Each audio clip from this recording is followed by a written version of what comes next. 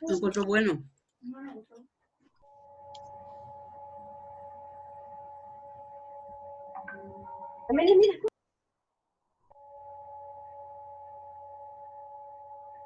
Se unen los expositores al tiro. Ya les envié el enlace ya para que se unan.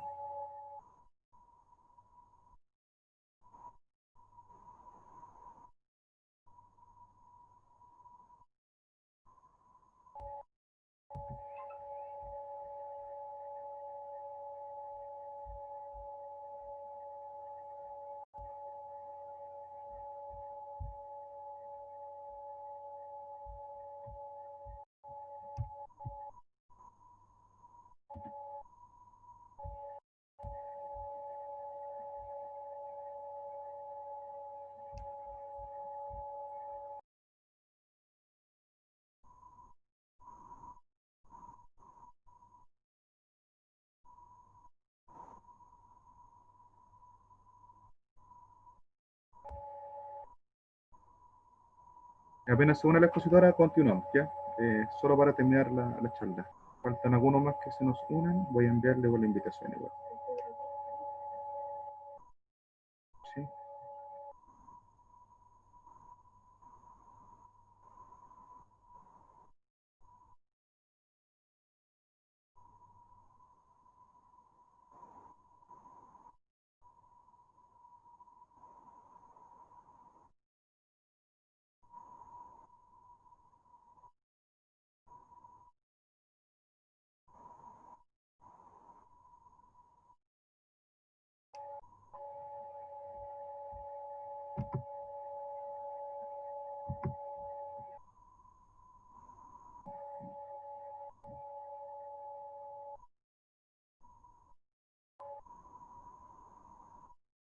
¿Ahí sí?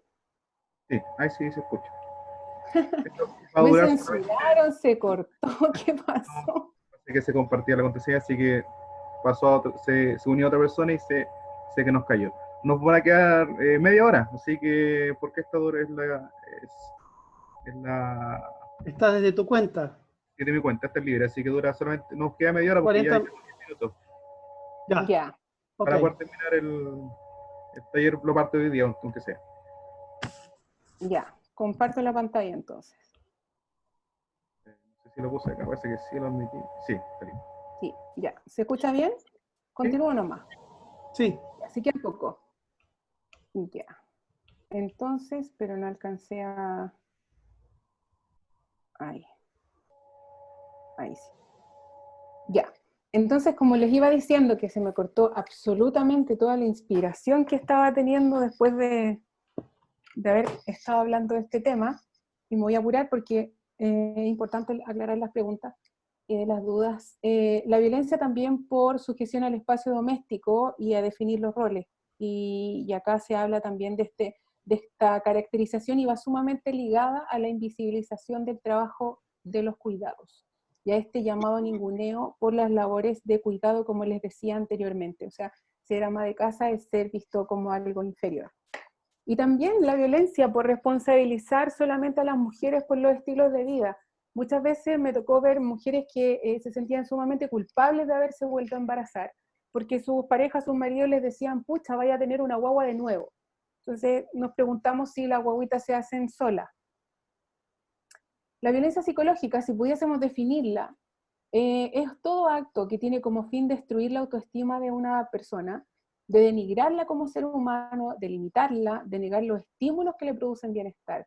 Y si pudiésemos dar ejemplos de violencia psicológica, son innumerables, son muchísimos, porque tal como lo decía anteriormente, cuando la gran definición habla de toda acción, si hablamos de violencia psicológica pueden ser diversas, pueden ser muchísimos tipos de violencia psicológica como garabatos, transferencias de culpas, malas palabras, ninguneos, y también aquellos gestos y actos que no necesariamente van a tener una palabra, sino que hay una mirada intimidante, sino que hay una mirada que muchas veces nos habla harto, y nos habla más que una palabra necesariamente, y en esto me acuerdo de una mujer que cuando iba a reunión de apoderados de sus hijos, su marido estaba vigilándola desde la ventana, O sea, no era un marido que estuviese súper pendiente de lo que le pasara a su hijo en el colegio, y comparto contigo la reunión de apoderados, que podría perfectamente haber estado, sino que él la vigilaba, quien se sentaba a su lado, y solo mirándola, y si alguien, un hombre específicamente, se sentaba a su lado,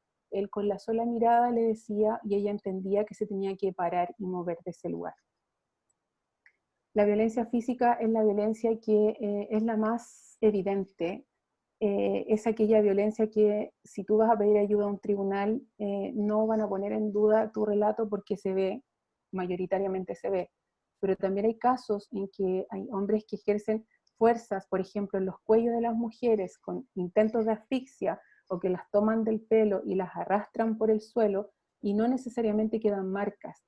Y también es difícil para ellas señalar, me pegaron, me botaron al suelo, me duele el codo, pero no tengo ninguna marca física. Entonces, lamentablemente, nuestra sociedad se ha acostumbrado a que si no se ve, no te creo, y a dudar muchas veces de los relatos de las víctimas de violencia física en específico. O sea, si yo no te veo con el ojo morado, no voy a creer que te pegaron, que te intentaron asfixiar, o que te arrastraron del pelo por el suelo, porque no se ven, son lesiones invisibles. Entonces, esta violencia es todo acto ejercido por una persona que siempre está en relación de poder. Cuando hablamos de violencia, siempre hablemos y siempre pensemos en estas relaciones de poder. Y se inflige o se intenta infligir un daño por el medio de uso de la fuerza física, algún tipo de arma que pueda provocar lesiones externas o lesiones internas, o ambas. He conocido mujeres que han quedado tartamudas por golpes y palmoteo en la cara, en la cabeza. Simplemente es como el famoso ese cachetazo fuerte en la cabeza, dado reiteradamente durante 20 años de relación. Una mujer de 40 años, muy joven, ella ya quedó tartamuda. Mujeres que han quedado sordas, mujeres que han quedado con secuelas para toda la vida, y ni hablar de los femicidios, que es la manifestación más cruda de la violencia física. La violencia sexual también se puede señalar como todo acto en el que una persona que está en relación de poder, como lo decíamos anteriormente, siempre en la violencia hay una relación de poder y subordinación, siempre hay uno que domina y otra que es dominada, y que por medio de la fuerza física, la coerción o la intimidación psicológica, obliga a otra que ejecute un acto sexual contra su voluntad. Cuando hablamos de violencia sexual, podemos imaginarnos diversas situaciones como obligarte a ver pornografía, como situaciones o connotaciones o palabras denigrantes respecto de tu cuerpo, o chantajes emocionales cuando se va a tener intimidad o no se va a tener intimidad, las violaciones que también ocurren dentro del hogar, los abusos sexuales que también ocurren dentro del hogar, y también la responsabilización de los medios de cuidado en la reproducción. Violencia económica es una forma de abuso por medio del uso o acceso al dinero, que busca a través de este control o de la explotación económica crear cansancio, crear dependencia, crear subordinación en la mujer.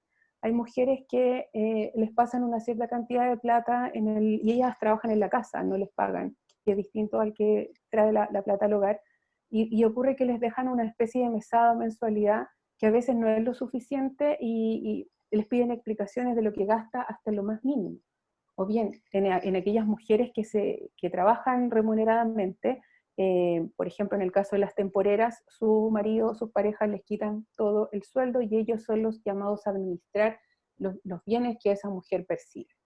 También hay mujeres que no tienen, entre comillas, el permiso para salir a trabajar por parte de sus maridos, porque conmigo lo tienes todo, no te falta nada, entonces quédate tranquila, no te desarrolles en tu independencia y en tu economía. Hay otras mujeres que también son encalilladas, como existe esto de la tarjeta de la dueña de casa, y te pido avances, o pido que saques cualquier cosa, o que compres la tele para la casa, y no te pago. No me importa que esté endeudada, no me importa que sea tu tarjeta, pero no te pago. Y otras también que son manifestaciones de violencia que van asociadas a los chantajes. Por ejemplo, si no te acuestas conmigo no te doy plata, si no me planchas la ropa que te pedí no te dejo plata para la comida, etcétera, etcétera. Y ahí podríamos estar hablando durante mucho tiempo de muchas manifestaciones de violencia, pero entiendo que queda poco rato y me estoy apurando. Entonces Chile tampoco quería estar exento ni ajeno a lo que estaba ocurriendo en el mundo. ideó esta intención de poder ser parte de las convenciones internacionales y también hay planes nacionales que van encaminados... Veracruz, petrolero. ¿Sí? ¿Me escuchan? Sentí como que estaban hablando. Entonces, estos planes nacionales que están encaminados a todos los derechos ciudadanos. Y aquí tenemos 5 ejemplos de compromisos que ha adoptado Chile para poder dar respuesta a estas situaciones de violencia. Y si hablamos del derecho internacional de los derechos humanos, desde el año 79 en adelante nacen los derechos de las personas o grupos vulnerados. Y entre esas personas estamos las mujeres. Todo acto de violencia en contra de las mujeres es una violación a sus derechos humanos. En el sistema universal tenemos la Convención para la Eliminación de todas las formas de discriminación contra la mujer. Chile la ratificó en el año 89. Una de las mayores manifestaciones de discriminación en contra de la mujer es la violencia, porque una mujer que vive violencia es una mujer que no está disfrutando ni gozando de los derechos humanos que le competen y que le corresponden por el solo hecho de ser mujer. Y en el sistema regional existe una convención que es la Convención Interamericana para prevenir, sancionar y erradicar la violencia en contra de la mujer. También Chile la ratificó en el año 98. Por tanto, Chile forma parte, y esta ley que es internacional y regional porque no todo el mundo tiene la Convención Interamericana para prevenir, sino que solo de la región latinoamericana, es importante que sepamos que hay compromisos nacionales y estatales para modificar estos patrones de conducta, para modificar las leyes internas. Esto le dio la cabida y desde ahí nace también el Servicio Nacional de la Mujer como una forma de responder y de poder atender y acompañar los procesos de las víctimas de la violencia, entre otras cosas. Y así muy breve recorrido por la normativa nacional, que está la ley sobre violencia intrafamiliar, que esta ley no es solo para las mujeres. Si un varón o un niño o un anciano o una anciana, una mujer embarazada, una persona discapacitada, vive alguna situación de violencia, también puede recurrir ante los tribunales de justicia, porque la ley de violencia intrafamiliar incluye a todo el grupo familiar hasta el 2º y 3er grado respectivamente. La ley de femicidio, como ya lo señalaba Mario, que en el año 2010 nace y se le pone nombre a la muerte de las mujeres. La diferencia con la nueva ley Gabriela, que recién está promulgada y publicada ahora en marzo de este año, es que modificó la tipificación del femicidio y de otros delitos contra las mujeres. Antes, con la ley del año 2010, solamente se reconocía el femicidio de las mujeres que eran esposas o convivientes, cónyuges o convivientes. Sin embargo, ahora se amplió esta figura y se habla como femicidio en razón de odio, solo por el hecho de ser mujer, es decir, en razón de su género. También existen otros proyectos de ley que están todavía en la tramitación legislativa, como la ley de violencia integral, y que esta es, en el fondo, el gran cambio de paradigma, porque no todas las mujeres están contempladas dentro de la legislación todavía. Necesitamos que haya una ley integral de violencia en contra de las mujeres que incorpore otras temáticas que también van asociadas a la violencia.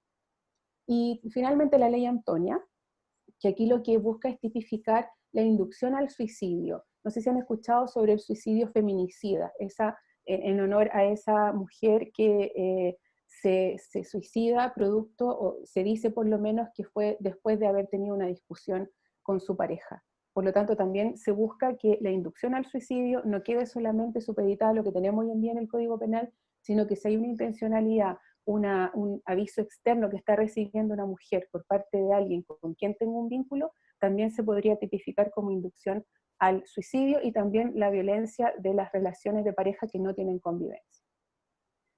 Los tribunales que conocen de la violencia en contra de las mujeres o en el contexto intrafamiliar son los juzgados de familia todavía, y los tribunales de garantía y tribunal oral en lo penal cuando la situación de violencia constituye delito. Si estoy hablando que solo tuvimos una discusión y en esa discusión me insultaste, me heriste, yo siento que esa acción constituye violencia, pero fue solo una vez, debiera recurrir al tribunal de familia porque no hay una habitualidad. Y esa habitualidad es lo que convierte la simple violencia en violencia crónica, delito que se llama maltrato habitual.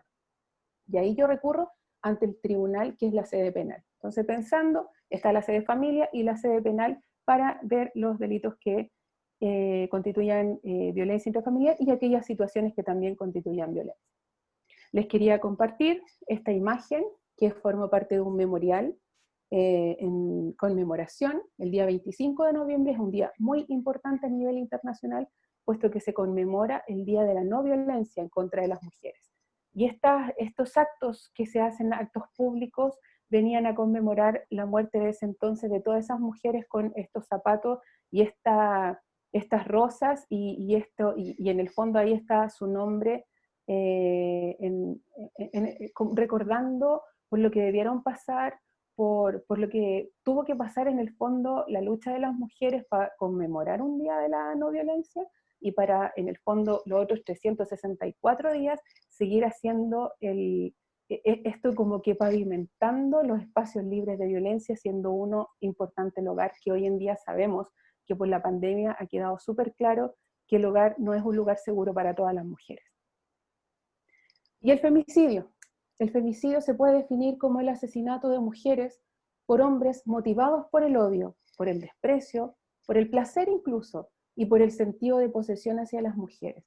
Es súper importante, como les decía adelante, ponerle nombre tanto a estos crímenes, específicamente porque su especificidad ha determinado que podamos comprender que estas muertes son el resultado de la violencia en contra de las mujeres, y determinar sus características y dimensionar la magnitud que tienen y la magnitud global nos va a permitir considerar y tener absolutamente clarísimo que la violencia en contra de las mujeres es una violación a sus derechos humanos. Entonces les dejo esta gran pregunta también para reflexionar, que la violencia también está presente en las iglesias. ¿Qué hacemos? Lamentablemente, uno de los primeros femicidios que hubo a nivel internacional, a nivel nacional, perdón, fue de una mujer cristiana. Yo no sé, no tengo claro todavía si es que esa mujer cristiana fue la que da pie para que se empiecen a visibilizar estos crímenes de odio, pero lamentablemente fue así. Tenemos mujeres de fe que han sido muertas por manos de sus parejas o exparejas. Así es que no sé si alcanzamos a poner el video, yo creo que ya no.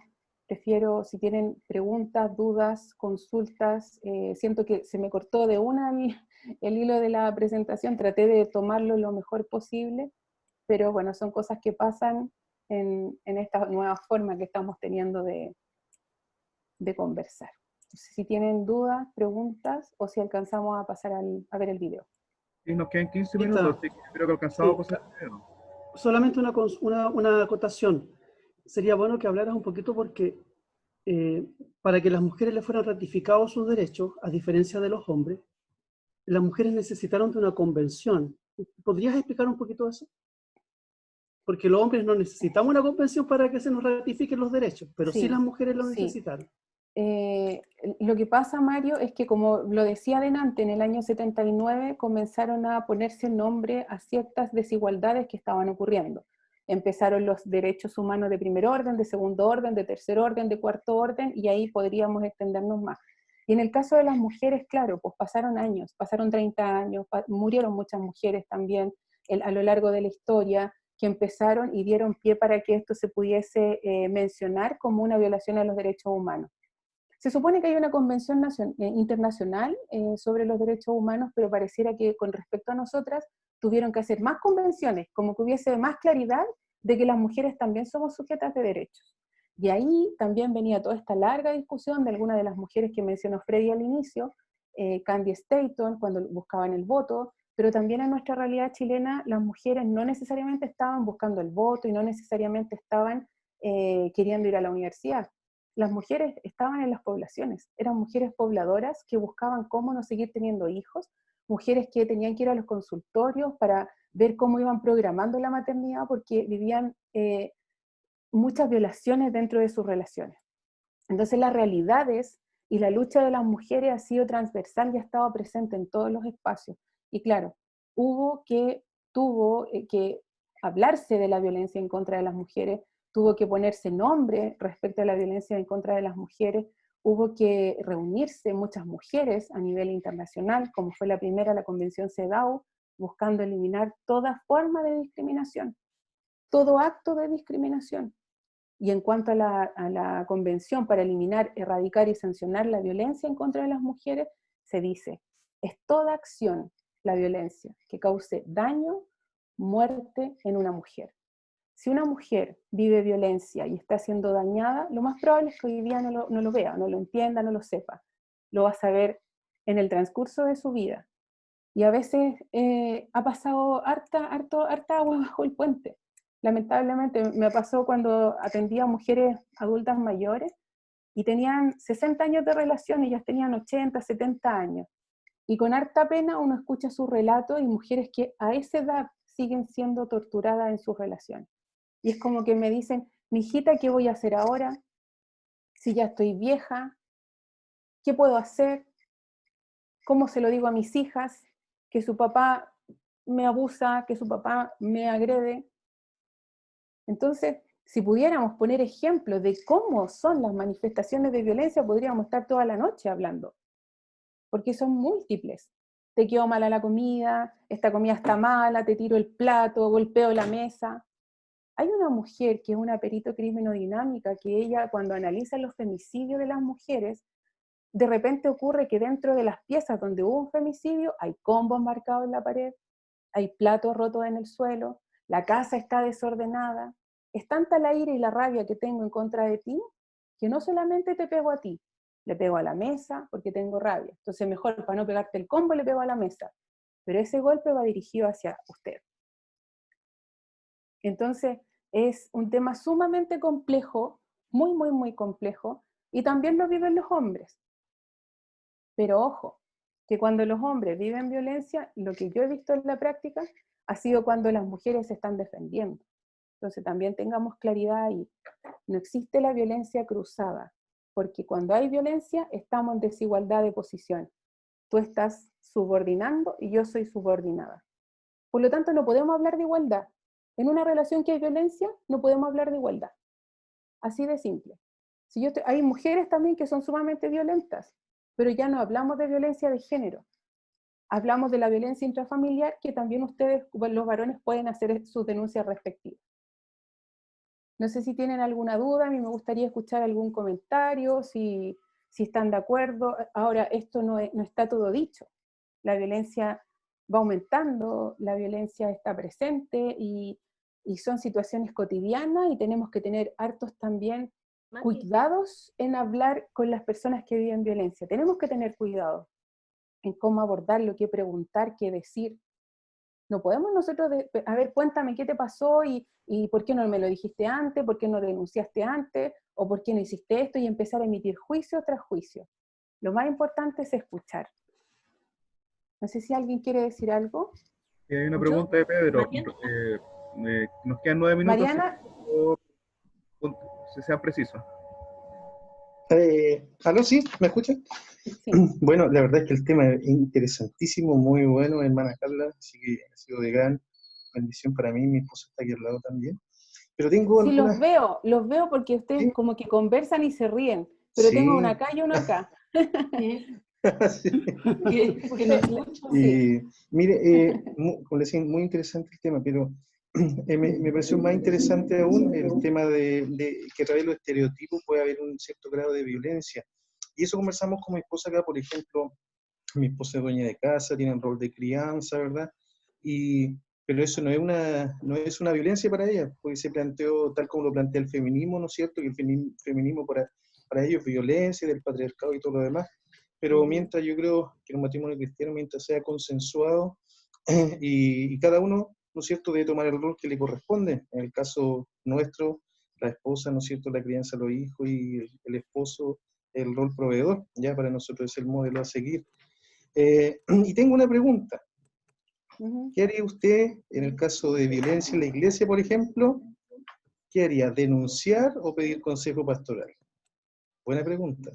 ¿Usted me dice qué haría o qué hice o qué he hecho? ¿Qué haría? ¿O qué Ya. aconsejaría? Ya, pero ¿qué hacemos si se corta?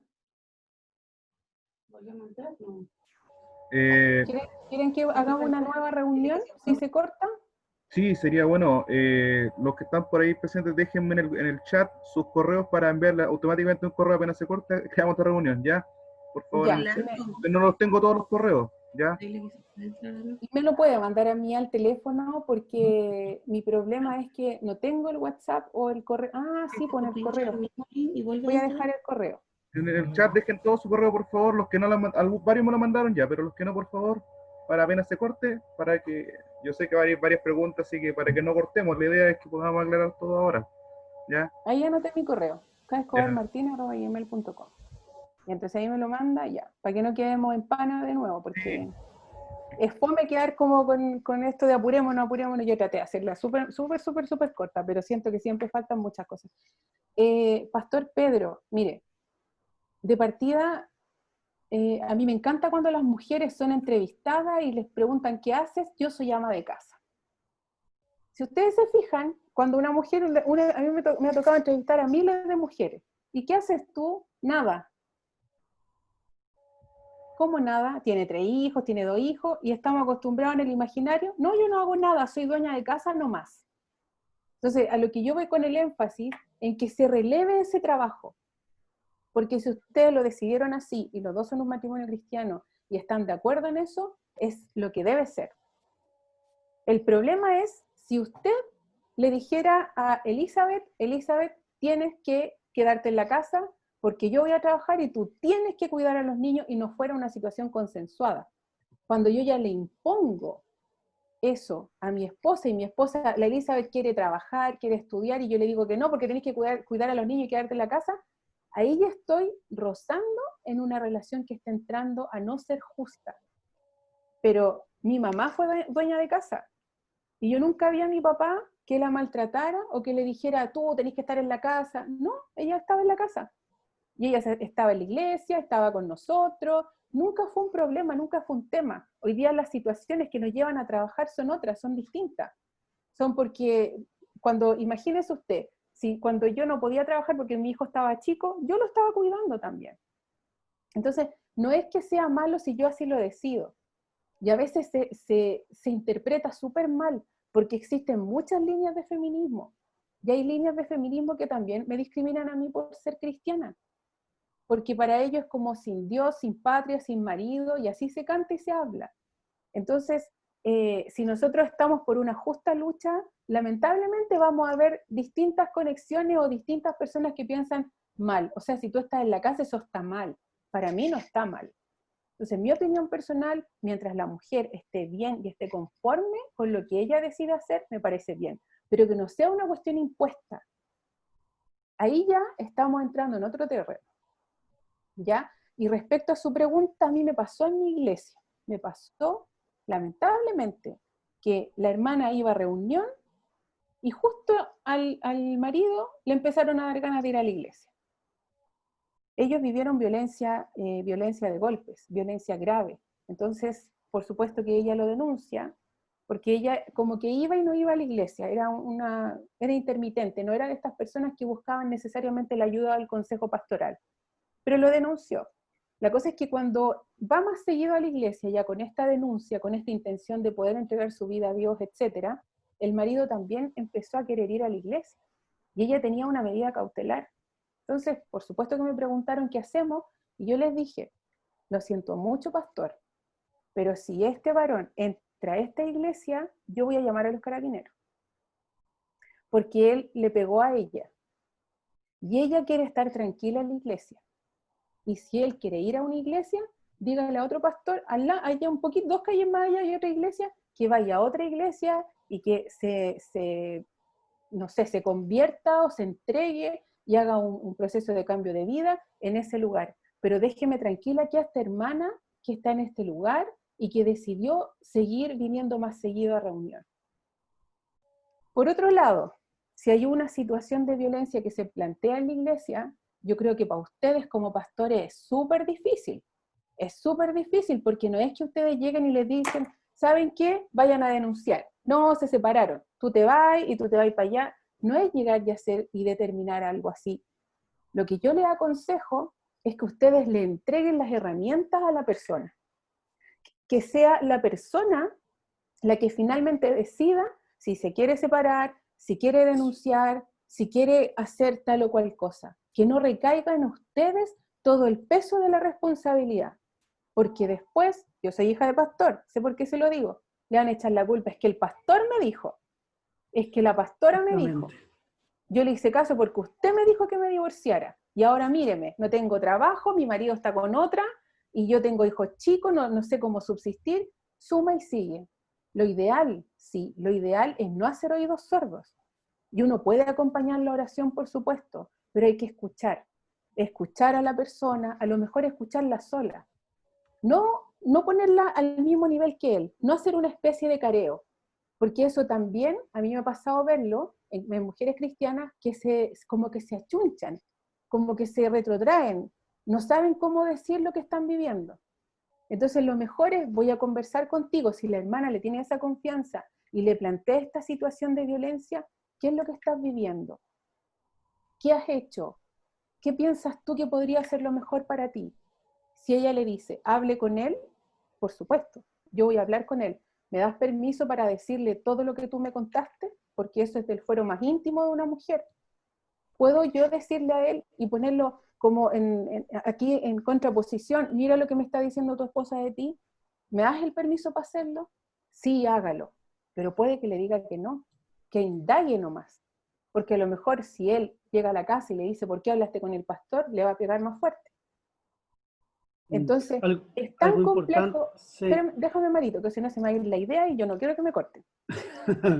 ¿Ya se te va a cortar? Sí, se va a cortar. Entonces, es súper importante. Yo te acompaño en tu proceso. Si tú quieres denunciar porque lo que estás viviendo es un delito o puede constituir un delito, es una violencia que yo no me puedo hacer el sordo, te voy a acompañar. Tú tienes el apoyo pastoral, pero tú lo decides. Porque si yo agarro a la persona y le digo, vamos al tribunal, hay que denunciar porque esto es un delito, porque tenemos que hacerlo, vamos nomás, y llegamos al tribunal, esa mujer se puede desarmar entera. No es fácil enfrentar un tribunal, para nada. Tiene que haber mucha conciencia de violencia para poder pararme frente a un juez y decir, yo vivo esto y vivo esto. Porque usted no va a ir a hablar que usted vive violencia física, violencia sexual, violencia económica. Usted va a ir a contar los actos. Es el tribunal el que va a decir, de todo lo que usted me ha dicho, usted está viviendo este tipo de violencia. Entonces, mi consejo, con mucho respeto para ustedes, es que por supuesto que se hagan cargo, pero se hagan cargo en la medida de que las víctimas de violencia van teniendo la voluntad. ¿Quieres que ore por ti? Voy a orar por ti. ¿Quieres que hable con él? Voy a hablar con él. ¿Quieres denunciar? Tu iglesia te va a apoyar.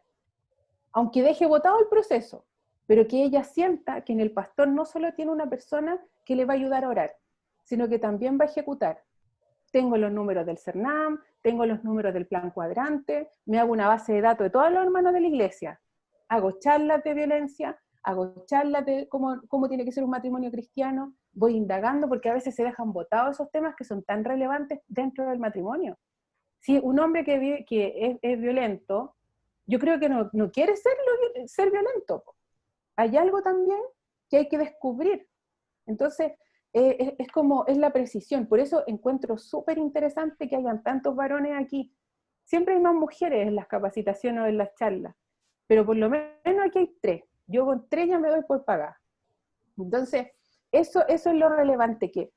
¿Por qué yo estoy siendo violento? ¿Qué puede ser violento? Si la esposa le dice, no me hables así, a ver, me detengo, te estoy faltando el respeto.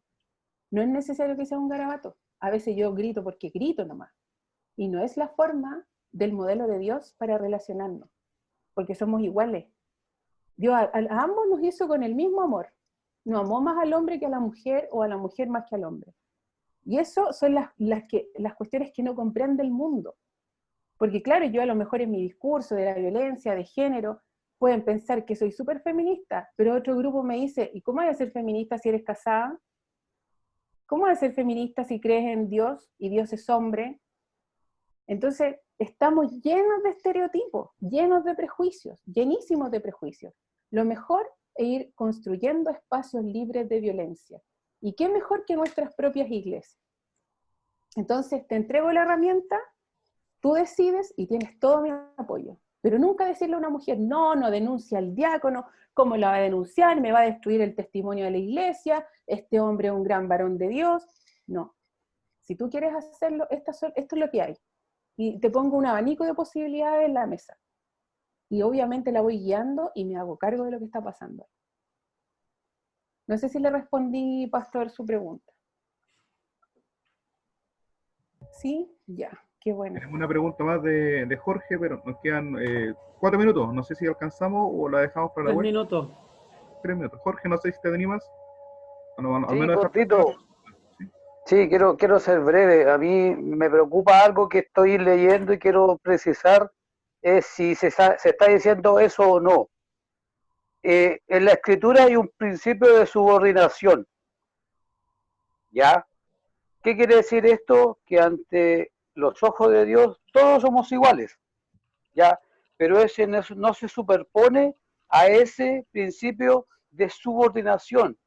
Por tanto, si existe ese principio de subordinación, ¿podemos hablar de violencia? Yo le contesto. Mira, Lo primero que les quiero decir antes de que se corte es que recuerden que mañana tenemos la segunda parte de esta capacitación, que empieza a las 6 de la tarde. No nos olvidemos de eso. Lo que usted acaba de preguntar, yo no se lo voy a responder. Tengo la respuesta, pero no se la voy a dar, porque lo que para yo que quiero, se quede para mañana. claro, lo que queremos es que mañana ustedes estén en los módulos que hay. Esa pregunta que usted acaba de hacer, anótela para que la pregunte mañana, porque es muy interesante esa pregunta y es muy profunda. Y creo que muchos de nosotros necesitamos esa respuesta, porque nos va a ayudar. Entonces lo que le pido, que anote esa pregunta y mañana contestamos los 2 módulos que vienen, porque nosotros no vamos a abarcar todo, no podemos, además que no está estructurada de esa manera este diálogo. Lo que queremos es que podamos mañana también reunirnos y podamos ver lo que tienen que decir los expositores de mañana, y yo estoy seguro que ahí también, yo sé que a muchos nos preocupa la parte teológica, obviamente, pero las respuestas desde lo teológico van a ser mañana. Y esa pregunta que tiene es muy buena. Eso. Gracias. Lo dejo mañana entonces. Sí, Sí, pero por favor, por favor. yo quisiera señalar que desde la subordinación y todo, solamente voy a decir esto porque no me voy a meter en la respuesta por una cuestión de equipo, cada uno ve su tema. Sí. En el Salmo 11:5 dice que el Señor prueba al justo y al impío, y su alma aborrece al que ejerce violencia. Entonces, para mí, eso me dice mucho. Yo sirvo a un Dios que aborrece la violencia. Más allá de las subordinaciones dentro de la iglesia, de lo que podamos pensar como el modelo, yo no puedo ser violento. Yo no puedo ser violenta con la persona con la que estoy. Por una cuestión ética, por una cuestión de incluso si nos pusiéramos con ese gran peso que tenemos los cristianos, que a veces no nos podemos ni enojar, nos dicen al tiro, ay, eso que es cristiano, como que si uno no tuviese carácter. Pero no es lo mismo que ser violento. Creo que me malinterpretaste, pero dejemos para mañana la respuesta. Déjelo para Yo no mañana, pregunté sí. eso. No, pero es que yo lo quería cerrar con eso, porque me parece importante que, independiente de todo lo que yo he hablado, hay textos que hablan claramente de lo que Dios siente o piensa o nos ha querido instalar respecto a la violencia. Independiente de la subordinación que usted dice, que mañana el pastor Keno habla del ámbito teológico. Sí, yo creo que ahí va a quedar como clarito. Sí. ¿Qué hacemos? ¿Volvemos? ¿Hay más dudas? Se va a cortar, así que yo creo que volvamos por último para hacer Para un el cierre. cierre. Para despedirnos. Sí, Para el Ya. cierre. sí, se va a cortar, así que quiere cortarse ahora en, no sé, un par de segundos. Ya.